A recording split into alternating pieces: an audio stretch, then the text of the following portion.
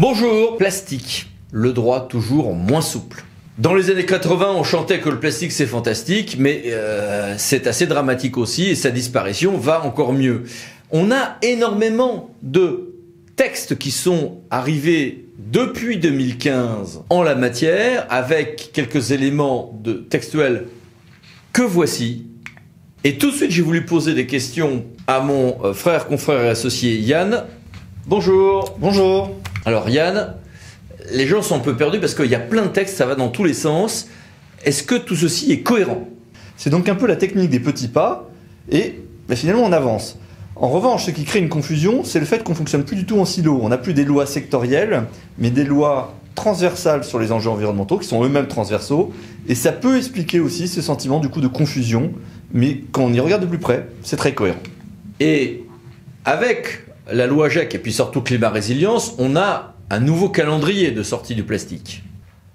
La loi décline les objectifs de sortie du plastique jetable ou dit inutile selon un calendrier, avec des sorties progressives. 2020, il y a déjà eu des interdictions, les gobelets en plastique, assiettes en plastique, coton-tige.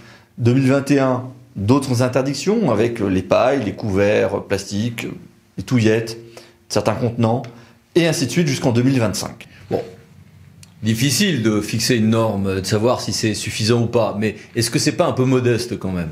Ça peut paraître modeste, mais en réalité, au-delà même du côté symbolique, car ce sont des objets de la vie courante, du grand public, il s'agit déjà, rien que sur ces produits, d'énormes tonnages en termes de déchets. Mais surtout, sur cette loi, comme d'autres lois, le plus important est ce qui ne se voit pas. Par exemple, la mise en place de responsabilité d'énergie des producteurs, qui vont devoir mettre en place eux-mêmes des filières d'élimination de certains produits, de certains déchets plastiques, et aussi éviter la production de nouveaux produits avec du plastique. L'extension des règles sur la réparabilité, le réemploi, les garanties qui seront étendues sur certains produits, l'interdiction de destruction également de certains produits, au-delà du gaspillage alimentaire qui a déjà été réglementé avant par la loi Egalim. Également, toute une réflexion qui est même un sujet très sensible au niveau des collectivités sur les consignes des bouteilles en plastique. En réalité, la loi organise tout un processus de diminution de notre addiction au plastique. Sachant qu'il y aura donc la nouvelle directive 2019-904 également à mettre en œuvre. Et surtout, quelles incidences pour le service public, notamment celui des collectivités territoriales et de leurs groupements? D'un point de vue du service public, cela aura des incidences. Les structures de collecte et de traitement vont devoir s'adapter tout simplement à cette nouvelle donne, au fait que le gisement, en termes de déchets, va évoluer. À notre sens, les services publics ont connu déjà des révolutions.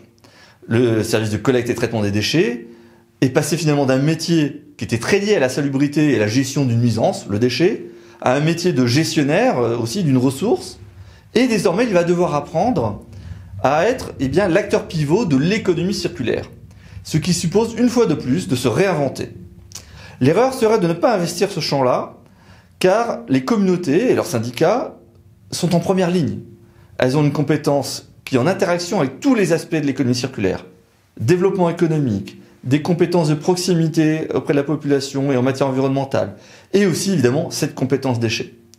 Sur cette dernière, on regrettera que les textes n'ont pas assez pris en compte l'évolution de ces 10 dernières années.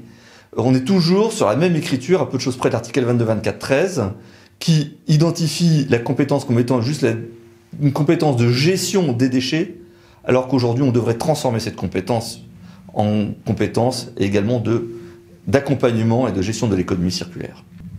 Merci Yann, et puis merci à vous. À bientôt pour une nouvelle vidéo, les Samedis juridiques parlant d'associés pour VK.